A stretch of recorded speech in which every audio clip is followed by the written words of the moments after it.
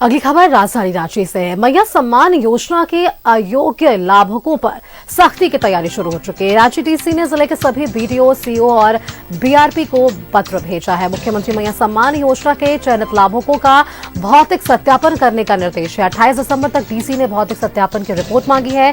आयोग लाभुक से सम्मान राशि के रूप में प्राप्त लाभ वसूल करे, डीसी की ओर से यह बयान सामने आया है। ग्रामीण क्षेत्र में बीडीओ, शहरी क्षेत्र में सीओ सूची के लिए उत्तरदायी होंगे। तो ये तमाम जानकारियां आज साझा जरूर की जा रही है। मुख्यमंत्री मैया सम्मान योजना एक ऐसी महत्वपूर्ण योजना की शुरुआत उस वक्त हुई जब सरकार अंतिम पायदान पर थी और ऐसे में अब लाभुकों पर सख्ती की तैयारी नजर आ पा रही है, क्योंकि कई ऐसे लोग जो इसके लाभान्वित हुए हैं उन पर अब सवाल खड़े हो रहे हैं और ऐसे में अब सभी बीडीओ, सीओ और सीआरपी को जांच के आदेश भी दे दिए गए हैं। 28 दिसंबर तक डीसी ने भौतिक सत्यापन की रिपोर्ट भी मांगी है, यानी कि 28 दिसंबर से पहले डीसी की तरफ से जो निर्देश दिए गए हैं उन्हें पूरे करने हैं।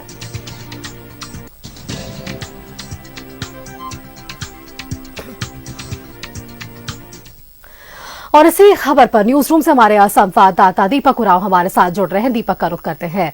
दीपक, 2024 के विधानसभा चुनाव को आप देखेंगे, उस वक्त मैया सम्मान योजना का जिक्र काफी जोरों शोरों से हुआ।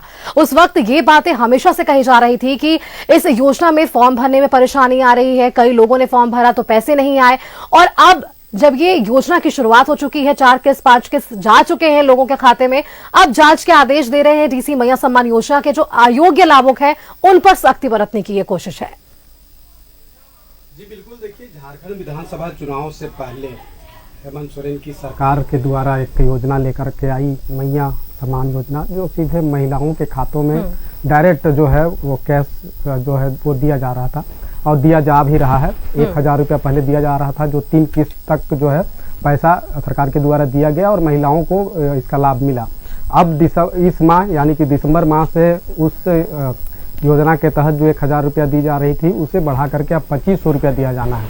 लेकिन महिला बाल विकास एवं सामाजिक सुरक्षा विभाग के निर्देश पर डीसी के द्वारा एक पत्र जो है वो जारी किया गया है, जिसमें प्रखंड के बीडीओ और अंचल के सीओ को निर्देश दिया गया है कि वैसे लाभुक जो इसके लिए एलिजिबल नहीं है, उसके लिए जो कैटेगरिया रखा गया है उसके तहत उसका भौतिक जांच जो है वो करेंगे और उसके बाद 28 दिसंबर तक उपायुक्त यानी कि डीसी को उसका रिपोर्ट दिया जाएगा।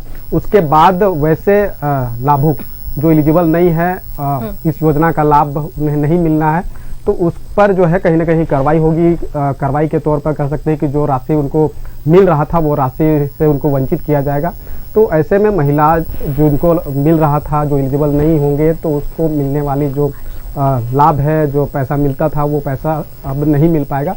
तो इसको लेकर कहीं ना कहीं अब सूबे में राजनीति भी शुरू हो गई है। बीजेपी इस मुद्दा को लेकर सड़क पर उतरने की बात कर रही है, जबकि कांग्रेस और इंडिया अलायंस में जो घटक दल है उनका कहना है कि जो भी योजना सरकार की चल रही है वो अंतिम पायदान में रहने वाले लोगों तक उसका लाभ मिले, उसकी हकमारी ना हो। इस दिशा में सरकार कहीं ना कहीं पहल करते हुए आगे बढ़ रही है। लेकिन अब बीजेपी सड़क पे उतरने की बात कर रही है, तो कहीं ना कहीं ये मुद्दा जो है एक बड़ा मुद्दा कहीं ना कहीं बीजेपी इसको बनाते हुए दिखाई दे सकती है आने वाले समय में। और जिस तरीके से बीजेपी सवाल खड़ा कर रहा है कि चुनाव के वक्त महिलाओं का वोट लेने के लिए जो है इस योजना को शुरू की गई, उस समय जो इसकी आहारता जो रखी गई थी उसको उस वक्त क्यों नहीं ध्यान दिया गया, जिसकी बात अभी की जा रही है। उस वक्त आधार कार्ड और वोटर आईडी कार्ड और लाल कार्ड जो जन वितरण प्रणाली के तहत जो कार्ड निर्गत होता है, तो यही 3 जो डॉक्यूमेंट है वो मांगे गए थे। अब जो है कि जो लाभुक को लाभ मिल रहा है उनको स्थानीय प्रमाण पत्र देना होगा, यानी कि वो मूल निवासी। बिल्कुल दीपक, आप जो चरण बता रहे हैं हमने वो भी देखा कि किस तरह से ये चीजें आगे बढ़ी। वादा था दिसंबर के बाद से 2500 रुपए देने का। एक तरफ सरकार ये वादा कर रही है कि 2500 रुपए देंगे मैयाओं को और सम्मान दिया जाएगा इस तरह से, वही दूसरी तरफ आप देखिए जांच उस पर आगे बढ़ रही है। कैसे इस दोनों को साथ में लेकर चलेगी राज्य सरकार? देखिए, ये एक ऐसी योजना है जिसके तहत जो पैसा सरकार महिलाओं को सम्मान के तौर पे जो दे रही है, इस पर राज्य सरकार के राजस्व पर एक बड़ा जो है वो असर पड़ रहा है।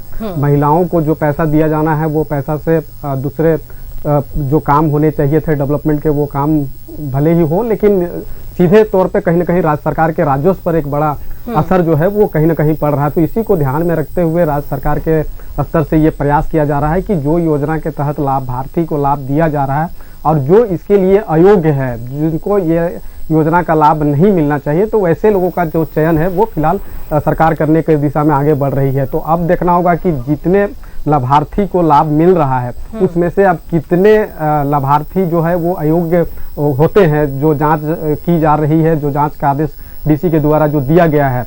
तो उसके बाद कहीं ना कहीं जिनको लाभ मिल रहा था अब वो अयोग्य होंगे, तो जाहिर सी बात है कि उनके भीतर जो है गुस्सा और बवाल जो है वो देखने को मिलेगा कि लोग लाभ जब चुनाव के वक्त था तो लाभ मिला, अब चुनाव खत्म हो गया तो उनको लाभ से वंचित किया जा रहा है। तो इस तरह के जो विषय है वो खासतौर पे आने वाले समय में देखने को मिलेगा। और जिस तरीके से बीजेपी ने साफ तौर पे कह दिया है कि इस विषय को लेकर, इस मुद्दा को लेकर जो है वो सड़क पे उतरेगी और कहीं ना कहीं राज्य सरकार को घेरने की हर संभव जो कोशिश है वो की जाएगी। अब देखना होगा कि इस योजना के तहत जो मिल रहा राशि कितने महिलाओं को मिलेगा और कौन जो इसके लिए एलिजिबल नहीं होंगे, अयोग्य होंगे, उसको वंचित किया जाएगा। बिल्कुल ठीक कहा दीपक आपने। अब ये देखने वाली बात होगी कि इस योजना का लाभ कौन सी वो महिलाएं हैं जिन्हें मिलता हुआ नजर आएगा और वो कौन सी ऐसी महिलाएं हैं जो अयोग्य भी घोषित हो जाएंगे। शुक्रिया आपका दीपक, हमारे साथ जुड़ने के लिए और ये तमाम जानकारी हमारे दर्शकों के साथ साझा करने के लिए कि डीसी ने 28 दिसंबर से पहले एक रिपोर्ट सौंपने को कहा है और इस रिपोर्ट में इस बात का जिक्र होना चाहिए कि आपके क्षेत्र में जिन महिलाओं को इसका लाभ मिल रहा है वो क्या इसके लिए योग्य हैं या नहीं।